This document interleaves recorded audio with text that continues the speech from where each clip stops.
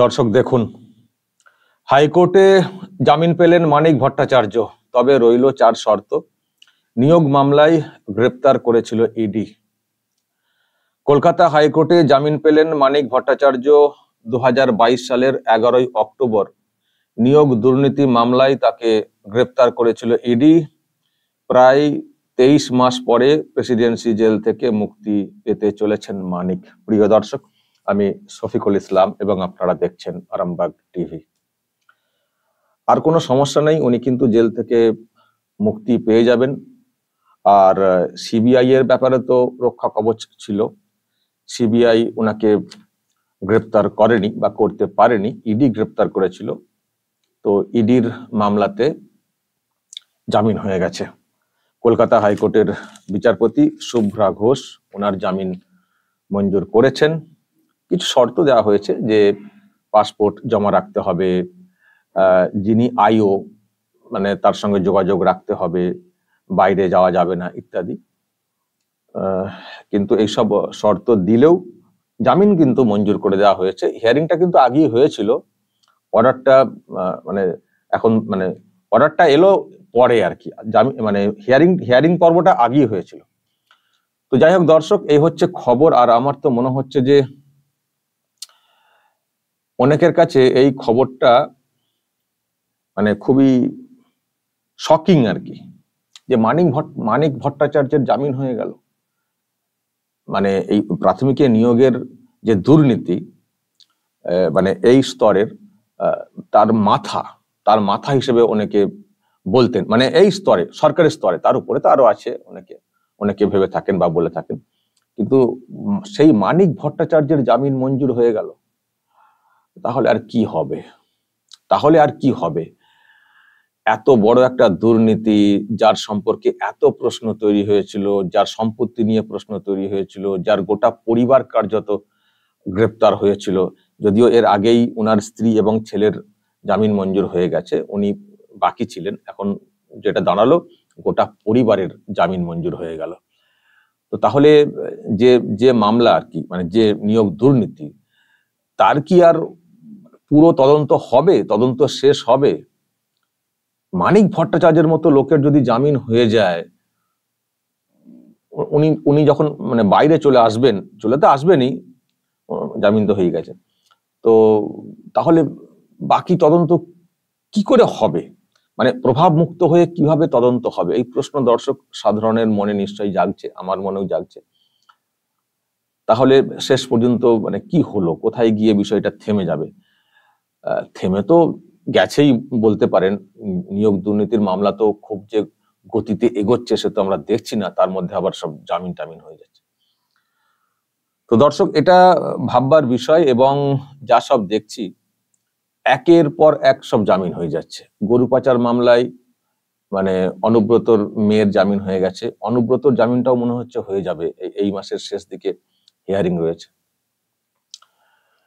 তারপরে মানিক ভট্টাচার্যের জামিন হয়ে গেল, তার আগে ওনার পরিবারের অন্যদের জামিন হয়ে গেছে। ওনার পরিবারের লোকজনদেরকেও গ্রেপ্তার করা হয়েছিল। তার এমনি গ্রেপ্তার করা হয়েছিল, নিশ্চয়ই টাকা পয়সার ব্যাপার স্যাপার তো ছিল, গোটা পরিবার গ্রেপ্তার হয়েছিল এমনি।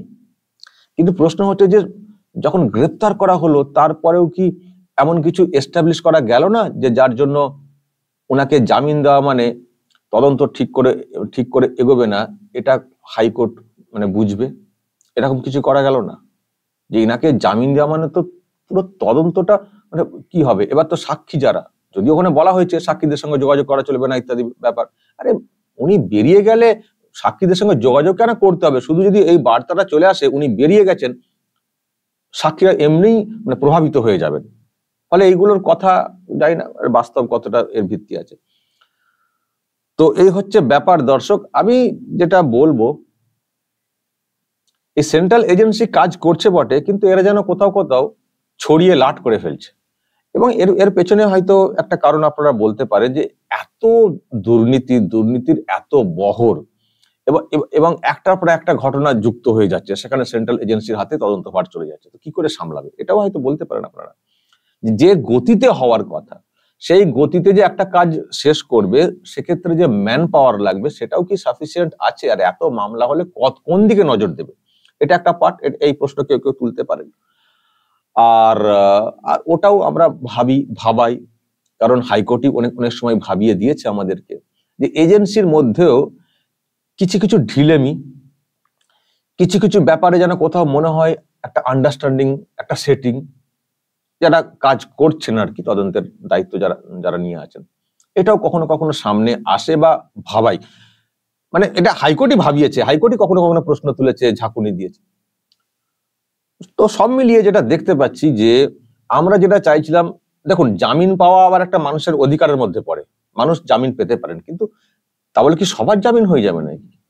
সবার জামিন হয়ে যাবে? যে মানুষটি বাইরে বের হলে তদন্তটা প্রভাবিত হয়ে যাবে তারও জামিন হয়ে যাবে নাকি? একজন প্রভাবশালী তারও জামিন হয়ে যাবে? তাহলে তো তদন্তটাই এগোবে না।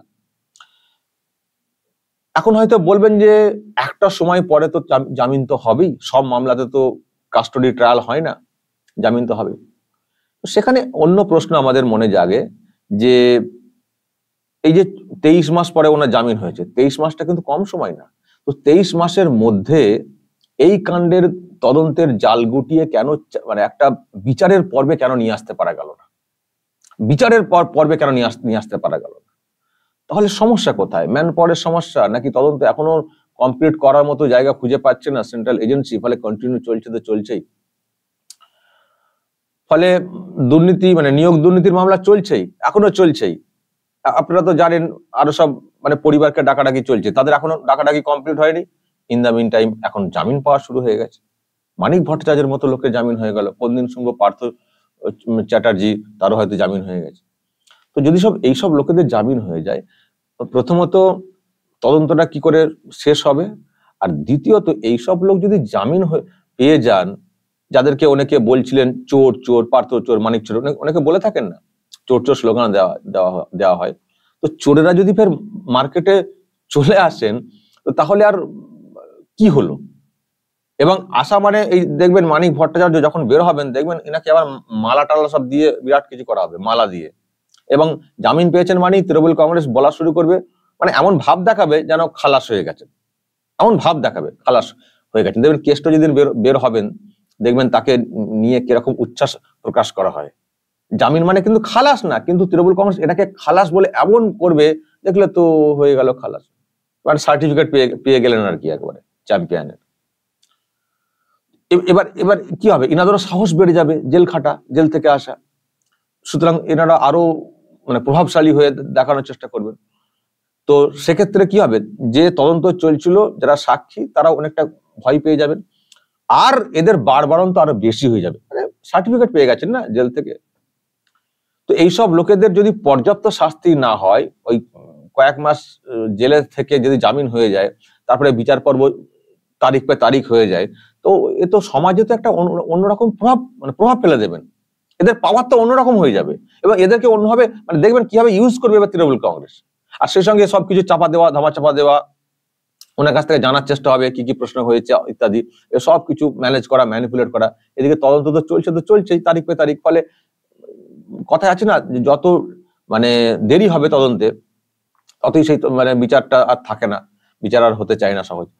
তো এই হচ্ছে ব্যাপার। ফলে এইসব লোকেদের জামিন হওয়াটা মানে নতুন করে আতঙ্ক তৈরি হওয়া সমাজে, যে এইসব লোকেরা মার্কেটে আবার ঘুরবেন, চলে এলেন, তাহলে কি হলো? যা হয়েছে সেটার কি হলো, এবং এরপর কি হবে? আবার দেখবেন হয়তো এনাকি হয়তো বড় পদেও বসিয়ে দেওয়া হতে পারে, এই হচ্ছে। যেমন দেখেছেন না, একজনের চাকরি চলে গেল উত্তরবঙ্গের, আমি নামটা ভুলে যাচ্ছি, চাকরি চলে গেল, সবচেয়ে নামটা মনে পড়ে না। তো ওনাকে দেখুন শিক্ষা সেল না কিসের দায়িত্ব দিয়ে দিয়েছে তৃণমূল কংগ্রেস, যা চাকরি চলে গেল। ওই মন্ত্রীর মেয়ে ছিলেন, প্রাক্তন মন্ত্রী, তো চাকরি চলে গেল। দল এখন তাকে যেটা করেছে, শিক্ষা সেলের দায়িত্ব দিয়ে দিয়েছে, এবং শিক্ষক দিবসে উনি নাকি আবার অনুষ্ঠানে গিয়েছিলেন। অ্যাকচুয়ালি চাকরি চোর, অন্যের চাকরি পেয়েছিলেন, কলকাতা হাইকোর্টের নির্দেশে তার চাকরি চলে গেছে।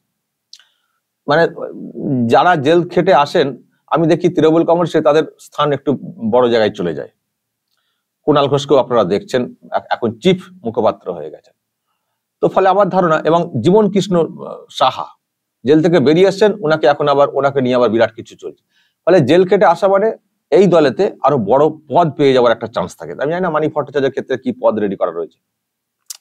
তো এই হচ্ছে ব্যাপার দর্শক, এগুলো সমাজের পক্ষে খুবই খারাপ দিক বলবো। এইসব লোকেরা মার্কেটে যদি চলে আসেন, এত কথা শুনলাম যখন তদন্ত চলছিল, সব মিথ্যে কি? এখন কি সব মিথ্যা আমরা ধরে নেব? ফলে এই লোকেরা যদি মার্কেটে চলে আসেন, সমাজ ব্যবস্থাটা যে কি হবে, এরা আবার মার্কেটে ঘুরবেন, এরাই বক্তব্য রাখবেন, এরাই জনসভা করবেন, এরাই প্রদীপ প্রজ্বলন করবেন অনুষ্ঠানে, এরাই জ্ঞান দিবেন, আর সেগুলো শুনতে হবে। এবং এত কিছুর পরেও যদি এনারা ছাড় পেয়ে যান, ফলে যে কাণ্ডের জন্য ওনাদেরকে ধরা হয়েছে, এ তো আরো সাহস বেড়ে যাবে। ফলে জানি না কোন জায়গা থেকে জামিনটা হয়ে গেল, এজেন্সি ঠিক করে কিছু বলতে পারলো না নাকি। অনেক কান্নাকাটি উনি করেছিলেন, আমরা দেখেছি যখন হিয়ারিং হতো খুব কান্নাকাটি করতেন। কখনো বলতেন আমি আর 2 বছর বাঁচবো, 26 সালের মধ্যে আমি মারা যাব। ডাক্তার বলেছেন 2016 সালে আমার অপারেশন হওয়ার সময় যে আপনি আর 10 বছর বাঁচবেন। ফলে 2016 সালে ডাক্তারের বক্তব্য 10 বছর মানে 26, তার মানে আর 2 বছর বাঁচবো, আমাকে জামিন দিন। অনেক মানে কান্নাকাটি, অনেকে বলে থাকেন ড্রামা, এইসব করেছেন, কিন্তু আলটিমেট তো জামিন তো হয়েছে। তো ফলে দর্শক জানি না এই প্রাথমিক দুর্নীতির মামলার ব্যাপারে কি হবে শেষ পর্যন্ত, মানে বিচার, যেটা এটা তদন্তের পার্ট ছিল, এবার বিচারের ব্যাপারটা কি হবে, কাদের জেল হবে পার্মানেন্ট সেটা জানি না, বা এই তদন্ত আদৌ শেষ করতে পারবে কিনা এজেন্সি, বা বিচারটা শেষ পর্যন্ত হবে কিনা ইনাদের জীবদ্দশায়, সেটা নিয়েও কিন্তু প্রশ্ন রইল।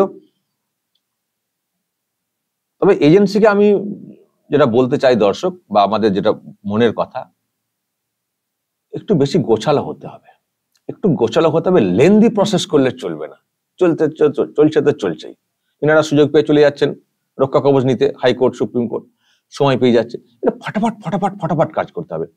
বুঝতে পারছি এখানে অনেক প্রেসার কাজের, কিন্তু ম্যান পাওয়ারটা এখানে বাড়াতে হবে, একটু সিরিয়াসলি নিতে হবে, নাম কাও আসতে না, একটু সিরিয়াসলি নিতে হবে।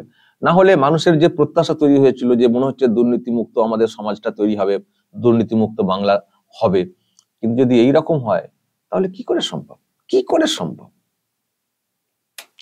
এবং আপনাদেরকে আমি বলে দিচ্ছি, পার্থ চ্যাটার্জি তো সাসপেন্ড হয়েছেন দল থেকে, যেদিন জামিন পাবেন দেখবেন পার্থ চ্যাটার্জিও বহাল তবিয়তে তৃণমূল কংগ্রেসে ঢুকে যাবে, ছেড়ে দিন না সব সাসপেনশন। এই দলটা এই রকমই, কিন্তু এখান থেকে কি মানে মুক্তির উপায় কি দর্শক? এ তো কোর্টও পাচ্ছে না, ভোটও পাচ্ছে না, মুক্তির উপায় কি?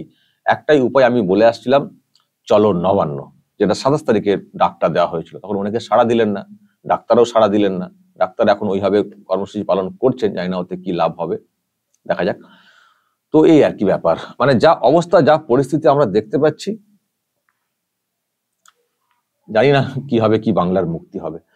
দর্শক বলুন আপনাদের কি সাজেশন, যা বলার বলবেন কমেন্ট বক্সে, নজর রাখবেন আরামবাগ টিভিতে।